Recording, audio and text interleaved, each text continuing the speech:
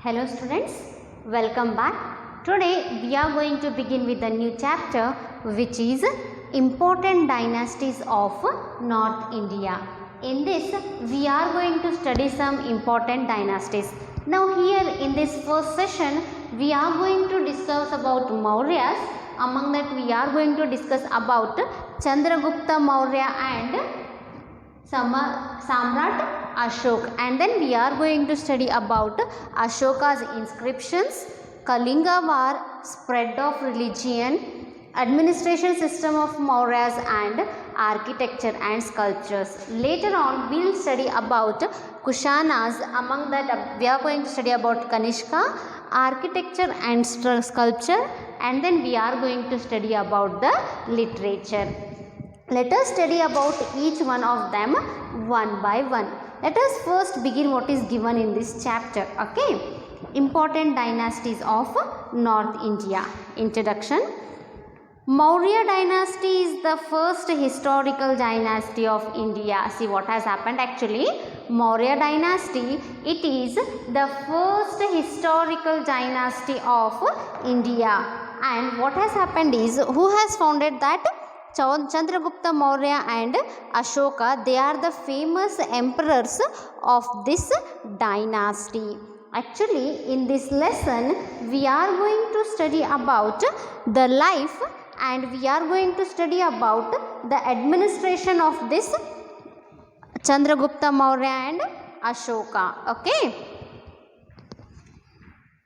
The victories, the contributions of Kanishka, the famous king of Kushanas, are also noted. We are also going to study about them. The victories of Samudragupta, the greatest king of Gupta dynasty, and the progress in different aspects during the reign of Chandragupta II are being described here in this lesson. The attempts of Harshavardhana to safeguard his great empire in the time of crisis and his contribution to the progress of Buddhism is being introduced in this lesson. Now what we shall do is, we shall start studying from the Mauryas. Children, have you noticed the wheel in our national flag? Of course, our national flag is a tricolor flag with saffron, white and green. In the white region we have a blue colored wheel which we call that as Ashoka Chakra. It is included in our flag as a symbol of progress. Then who is this Ashoka? To which dynasty he belongs? Of course we are telling about Ashoka Chakra. Let us know who is this Ashoka and to which dynasty he belongs. What is the history of this dynasty? What are the contributions of Ashoka? We shall study about the contributions of Ashoka. Let us know all this in this lesson. Maurya dynasty is the first dynasty of India and its founder is Chandragupta Maurya. So who is the founder of this Maurya dynasty? Chandragupta Maurya. He is the founder of this Maurya dynasty. So now we shall start studying about Chandragupta Maurya. Chandragupta Maurya was an adventurous young man. See, he was a very adventurous, very active, doing difficult tasks, a very young man. Vishnugupta of Takshashila was insulted by the Nanda king Dhanananda. See what actually happened is, Vishnugupta of Takshashila, he was insulted by a Nanda king named as Dhanananda. Vishnugupta was a very diplomatic, intelligent and shrewd. Means, how was Vishnugupta? He was very diplomatic in nature. He was very intelligent and also shrewd in the sense he was a person who was having sharp powers of judgment, or he was having powers of judgment. He was also called Chanakya and Kautilya. See, because of his intelligence, Vishnugupta, he was also called as Chanakya and Kautilya. He trained Chandragupta in the skills of warfare and helped him to form his own army. Now Vishnugupta, he has trained Chandragupta how in the skills of war and helped him to form his own army. By this time the people had lost all faith in Dhanananda, and so it was easy for Chandragupta to defeat him. Till the time Vishnugupta learnt all the skills, till the time Chandragupta learnt all the skills from Vishnugupta, what had happened? Dhanananda, people had lost all the faith in Dhanananda. So it was very easy for Chandragupta to defeat Dhanananda. In this way, Chandragupta established Maurya dynasty 2300 years ago and made Patliputra, which is present capital of Bihar, Patna, his capital. So Chandragupta made Patliputra as his capital. Later, he organized a large army and moved towards the northwestern India. See, Chandragupta later on what he did? He organized a very large army and moved towards the northwestern parts of India. Some of the regions of northwest were occupied by Alexander, the king of Macedonia, but now they were taken care of by his representative Seleucus. Seleucus was defeated. Actually, what happened? Northwest part was being occupied by Alexander. He was the king of Macedonia. But the meantime, what happened is that was being taken care by his representative named Seleucus. So Seleucus, he was defeated. After being defeated by Chandragupta Maurya, he entered an agreement with Chandragupta Maurya.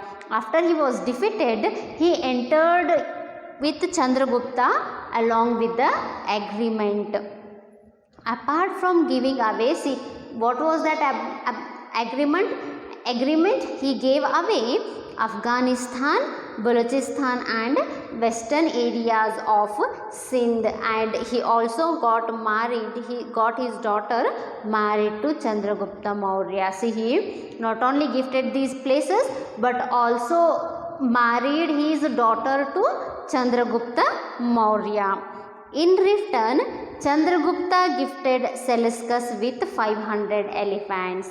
Once Seleucus married his daughter with Chandragupta Maurya, what he gifted? He gifted 500 elephants to Seleucus.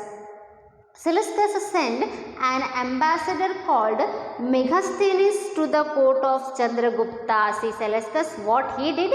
He gifted or he sent an ambassador called whom? Called Megasthenes to the court of Chandragupta. Megasthenes has recorded his experiences in his book titled Indika. See, Megasthenes, he has written his experience in a book titled as Indika. Vishnugupta or Kautilya was the prime minister of Chandragupta. So, who was the prime minister of Chandragupta now? Vishnugupta, or we can also call him as Kautilya. He was the prime minister of Chandragupta.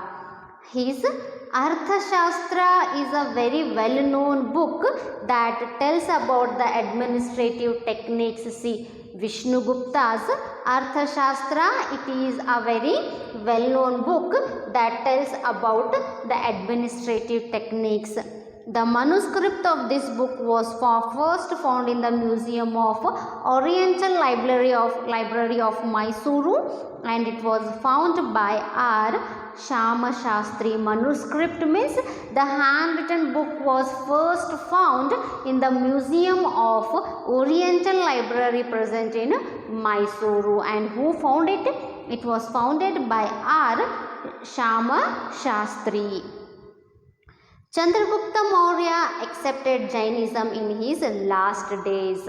When Chandragupta Maurya was about to die in his last days, he accepted Jainism. He made his son Bindusara as the king and came to Karnataka with some Jain monks. See, Chandragupta, he handed all his kingdom, that is, he made Bindusara as the king and came to Karnataka with few of these Jain monks. he had undertook Salekhana at Shravanabelgoda of Hassan district and passed away. Salekhana in the sense what? He decided to fast until his death at Shravanabelgoda of Hassan district and then he passed away. His son Bindusara ruled for about 25 years. See, Chandragupta's son Bindusara, he ruled for 25 years. Now let us start studying about Samrat Ashok. After Bindusara, his son Ashoka came to power. So who is Ashoka? Son of Bindusara. He came to power. He has a special place in the world history. Ashoka, we all know Samrat Ashoka. He has a very much special place in the history of India. Not only India but in the world history. He is the first king to give welfare of subjects at his top priority by declaring, "My citizens are like my children." See, he was the first king to give such declaration. He was the first king to work for the welfare of subjects like these. That is, my king, my citizens are like my children. Now let us study about Ashoka's inscriptions. That is, what are the Ashoka's records, what are his achievements and how is all been found. Ashoka's inscriptions are spread throughout India. Of course, his inscriptions we can find throughout the India. These are mainly in Brahmi script and Prakrit language. His records are usually found in Brahmi script and in Prakrit language. In Karnataka, 17 inscriptions of Ashoka are found in many places. See, 17 inscriptions itself are found in Karnataka and that too in many places. The inscription found at Maski of Raichur is of more importance as the name of Ashoka appears for the first time here. See, the inscription which is found at Maski of Raichur, it is most important. Why most important? Because in that inscription we are going to find the name Ashoka for the first time. Till then, names like Devanampriya, Priyadarshi were present in the inscription. Till then, the names given to him were Devanamapriya and Priyadarshi. In the inscription of Maski, Devanampriya Priyadarshi Ashoka appears. See, in this, the inscription in the Maski, it has Devanamapriya Priyadarshi Ashoka. Here his name is given for the first time. With the help of Ashoka's inscription, the life, achievements and the extent of his empire can be understood. See, with the help of these inscriptions, we can understand the life, achievements and the extent, how he has expanded his army, that can be understood. Next, about 1800 years ago, a British officer by name James Prinsep read the inscriptions of Ashoka for the first time. See, what happened actually is, around 180 years ago, one of the British officer whose name was James Prinsep, he read the inscriptions of Ashoka for the first time. Till then, nobody was able to read them. About 6th century, means till these James Prinsep, they were not able to read the inscriptions of Ashoka. Actually, what had happened is, about 6 centuries ago, Firoz Shah Tughlaq of Delhi had tried to get it read but was not successful. But only James Prinsep read the inscriptions very successfully. Now let us know about this Kalinga war. Ashoka declared war against Kalinga 8 years after he came to power. What happened actually is, after coming to power, Ashoka, that is after 8 years of power, he declared a war against Kalinga. This is an important stage of his life.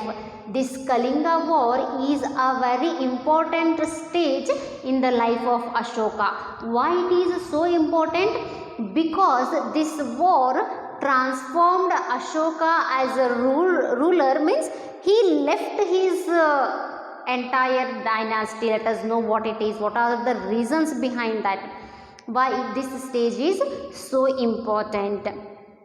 Kalinga was a part of present Odisha. See, Kalinga, it is a part of present Odisha.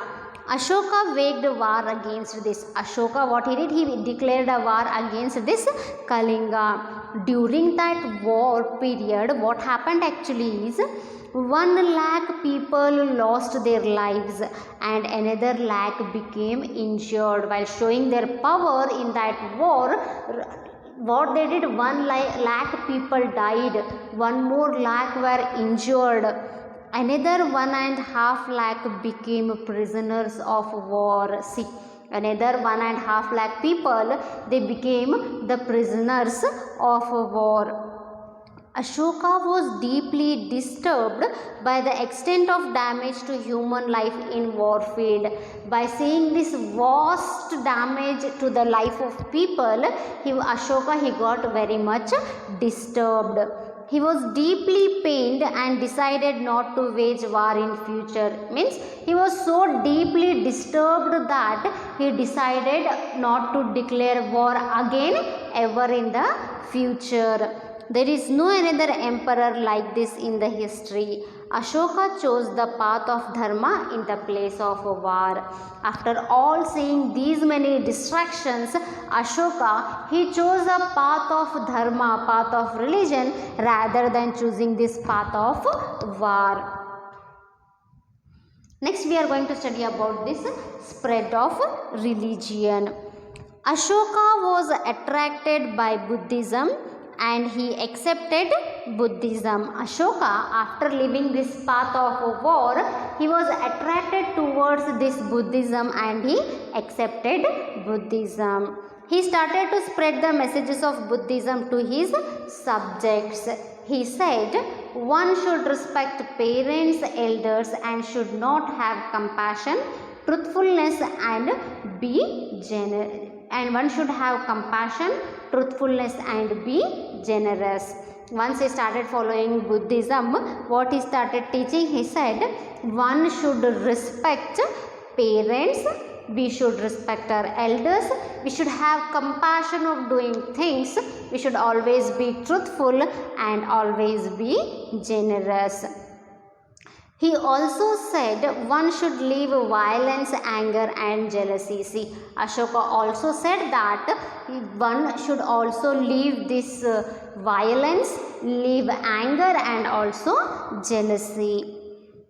Ashoka organized the 3rd Buddhist conference at Pataliputra. See, Ashoka, what he did? He organized 3rd Buddhist conference at Pataliputra. He built Buddha stupas and sent people to far off countries to spread Buddhist religion. See, what he did actually is, Ashoka, he started building Buddha stupas and sent it to the people who are very far, so that he can spread this Buddhist religion.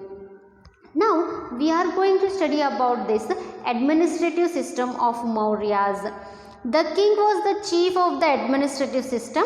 He kept the supreme power with himself. See, in this administrative system of Mauryas, the king, he was the chief of the administration, and all the supreme powers that was being holded with the king itself. The king had all the supreme powers. A group of ministers helped the king in administration. Of course, the king only had the supreme power, but what used to happen is a group of ministers used to help him in the administration. There were higher officers called Dharma Mahamatras who preached good conduct to the people. Apart from that, there were higher officers who were called as Dharma Mahamatras. What they did, they taught good conduct to the people. They also took the responsibility of the welfare of orphans, widows and old people. Under this administration of Mauryas, they also took care, or they also worked for the good of orphans, widows and also for the old people. The whole empire was divided into many provinces for the sake of administration. What happened actually is, the whole empire, it was divided into provisions for the sake of good administration. Gramika administered the village with the help of the elders. See, who administered the village?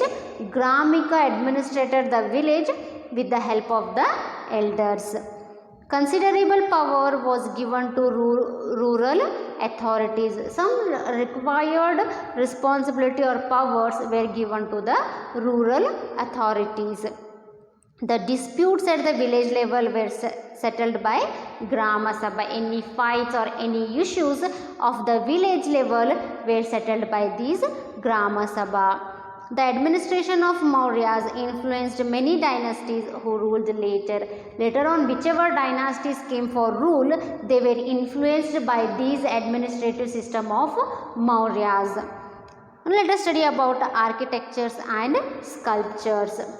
Sculptures of Ashoka period can still be seen today. Among them, stupas and pillars are important. Many sculptures of Ashoka period are being found till today. Among them were those dome-shaped structures and pillars. They are important. The stupas in Sanchi of Madhya Pradesh and pillar in Saranath are very famous. Among those stupas and pillars which are famous, the stupas in Sanchi of Madhya Pradesh, they are famous, and pillars in Saranath are very much famous. The four-headed lion on the top of Saranath pillar is our national symbol. See, this four-headed lion on the top of Saranath, we all know it is our national symbol. Now, see, we can see here our national symbol which is on the top of this Saranath pillar. Next, we are going to study about Kushanas. About 2000 years ago, Kushana dynasty ruled over Gandhara. Gandhara means present Afghanistan. This about 2000 years ago, Kushana dynasty was ruled over Gandhara, that is present Afghanistan. Gradually, many places in India came under the rule of Kushanas. Slowly and gradually what happened? Many places in India that also came under the rule of Kushanas. Kanishka is the most famous ruler among Kushanas. So, who is the most famous ruler of these Kushanas? Kanishka, he is the most famous ruler among these Kushanas. He waged battles for a long time and extended his empire. He declared war for the most of the time, and Kanishka, he expanded his empire. His empire extended from Afghanistan to Bihar. See what happened? That is Kanishka's empire extended from Afghanistan to Bihar. Now let us study about Kanishka. Kanishka, he was the founder of Buddhism and built many stupas like Ashoka. See, like Ashoka, even Kanishka, he was the follower of Buddhism, and he also built many stupas. He sent Buddhist monks to many countries to spread Buddhism. See, Kanishka, what he did, he sent many of the Buddhist monks to many different countries with the intention of spreading Buddhism. He conducted the 4th International Buddhist Conference. What happened now? Kanishka, he conducted this 4th International Buddhist Conference. To mark the beginning of his administration, he started Shaka calendar, which is also called as Shalivana Shaka. This calendar is also the official calendar of the government of India. See, Kanishka, to mark the beginning of his administration, to mark the start of his administration, he started Shaka calendar, which is also called as Shalivana Shaka, and what we do, and this calendar is still followed by still is considered as the official calendar of government of India. Next, architecture and sculpture. Kanishka built many stupas. The stupa in Purushapur had a 13-stored tower. See, Kanishka, what he has done, he has built many stupas, means dome-shaped buildings or structures. The stupa which is built in Purushapur, which is called as present Peshawar, had 13-stored tower. See, that stupa had 13-stored tower, and the tower was 400 feet high. See that tower, how high it is, 400 feet high. It was a building of wonder then. He had also built Kanishkapura. This building, this tower of 400 feet high was really a building of wonder. Apart from this, Kanishka, he has also built Kanishkapura. Kanishka was a pattern of arts. He invited artists from different countries, and as a result, a new style of art emerged out of these interactions called as Gandhara and Mathura. See what happened actually. Kanishka, he was very much interested in the field of arts. So what he did? He invited artists from different countries. Since the artists from different countries came, there was a formation of new results. New art was being emerged with these instructions, and they are called as what? They are called as Gandhara and also called as Mathura. A stone statue of Kanishka has been found in Mathura. We can find a stone statue of Kanishka in which place? In Mathura. The head is missing from the statue, and at the pedestal Kanishka's name is etched. See what happened? From that statue of Kanishka which is being present in Mathura, the head is missing from that statue. At the base we can see that the name of Kanishka is being carved there. Many coins belonging to Kushanas have been found. See, apart from this, what we can find? We can find many coins belonging to Kushanas. They were the first to mint gold coins in India. So, Kanishkas, they were the first to mint these gold coins in India. Now, let us know about the literature. See, Kanishka had offered shelter to many good scholars and writers of his time. That is, Kanishka, he had given place for many good scholars and even writers. He had offered the shelter in his place. Ashvaghosha is important among them. So, who is one of the important among them? Ashvaghosha, he is the important. What he has written actually? He has written Buddha Charita in Sanskrit. See, what actually happened is Ashvaghosha, he has written Buddha Charita in the Sanskrit language or in the Sanskrit script. Nagarjuna was a great philosopher present in Kanishka's court. We can find one of the great philosopher in Kanishka's court whose name is Nagarjuna. Vasumitra was a Buddhist scholar and he was the president of the 4th Buddhist conference held at Kashmir. See what happened? Vasumitra, he was one of the Buddhist scholar. Not only he was a Buddhist scholar, but he was the president of the 4th Buddhist conference held at Kashmir. Charaka was said to be a contemporary doctor of Kanishka. See, Charaka, who was he? It was said that he was a contemporary doctor of Kanishka. They have given some new words apart from these. That is, we learned about Kushanas Among that, the important ruler was Kanishka. Then we learnt about the architecture and sculpture and also literature. Let us see some new words. Inscription means the writings carved, the records in the form of a carved, that is called as inscriptions, or etched on stones means carving the names on the stones. Stupa means a physical structure where the remaining of Buddha of his placed in an urn and a dome is built around it. Means a structure of the Buddha is being built and a dome is being built around it. You should know this. What it is? Ashoka had sent his ambassadors not only to different states but also to different countries. See, Ashoka, he had sent some of his ambassadors for the spread of religion, right? Not only in the country for different states, but he had sent those ambassadors for different countries also. Which are those countries?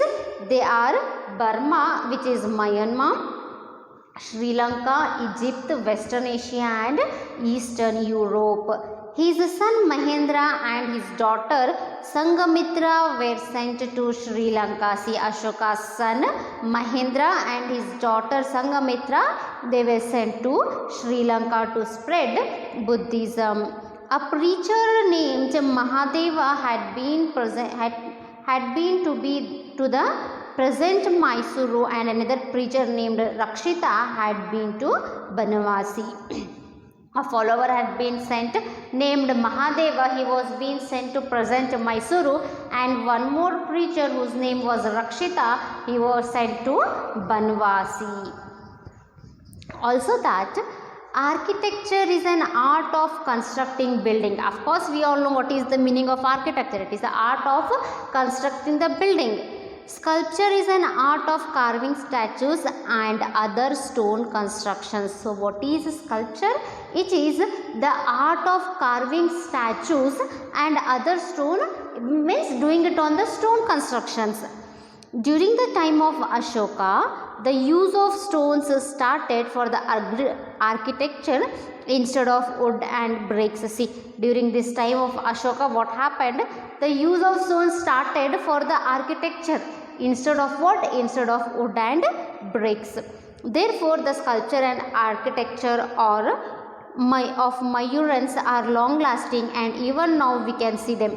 Since their sculptures and architectures the sculptures are carved in the stones, and the architectures are also built using these stones instead of wood and bricks. That is why we can find their sculptures and architectures, they are long lasting, and hence we can see them now also. So students, in this session we have learnt about Mauryas. Among them we learnt about Chandragupta Maurya and Samrat Ashok.